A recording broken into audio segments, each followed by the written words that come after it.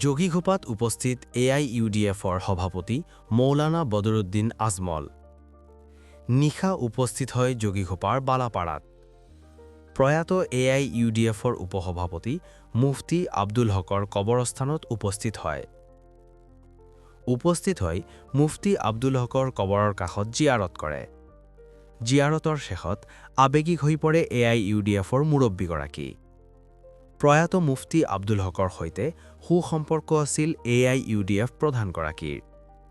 দীৰ্ঘ সময় ধৰি মুফতি আব্দুল হকৰ কবৰৰ কাষত থিয় হৈ থকাৰ লগতে কান্দি কান্দি ঈশ্বৰৰ ওচৰত প্ৰাৰ্থনা জনালে।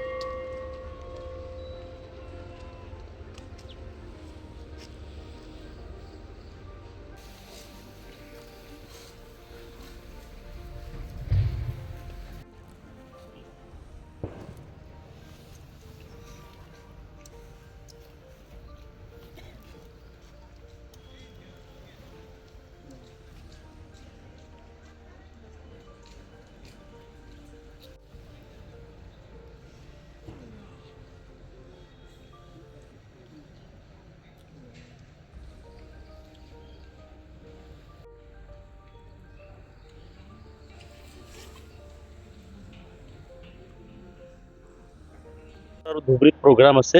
ইন দি মেন টাইম তেখেতৰ হয়তো কিবা অন্য প্ৰগ্ৰাম, তেখেতৰ শিডিউল কিছুমান গোটেই শিডিউল আমি নাজানো। তেখেতে আজি আহিছিলে কবৰ জিয়াৰত কৰিবৰ কাৰণে, কবৰ জিয়াৰত কৰিছে, তেখেতে গুচি গৈছে। বাকী কথাখিনি তেওঁ কনচাৰ্ণ। গোলপাৰাত প্ৰগ্ৰামৰ পিছৰ সময়খিনি তেখেতে আমাৰ মৰহুম মুফতি আব্দুল হক চাহাব, তেখেত আমাৰ বুজুৰ্গ ব্যক্তি আছিলে আৰু তেখেতৰ যথেষ্ট মানে বহুত ভাল সম্পৰ্ক আছিল তেখেত দুজনৰ কাৰণে। তেখেতৰ নাম লোৱাৰ লগে লগে মোৰো মানে আৱেগিক হৈছোঁ আমি। মানে আজিৰ সময়খিনিত তেখেত মৃত্যুবৰণ কৰাৰ পিছত সেই সময়খিনিত আমাৰ মৌলানা বদৰুদ্দিন আজমল চাহাবেও মুম্বাইত মানে আণ্ডাৰ ট্ৰিটমেণ্টত আছিলে।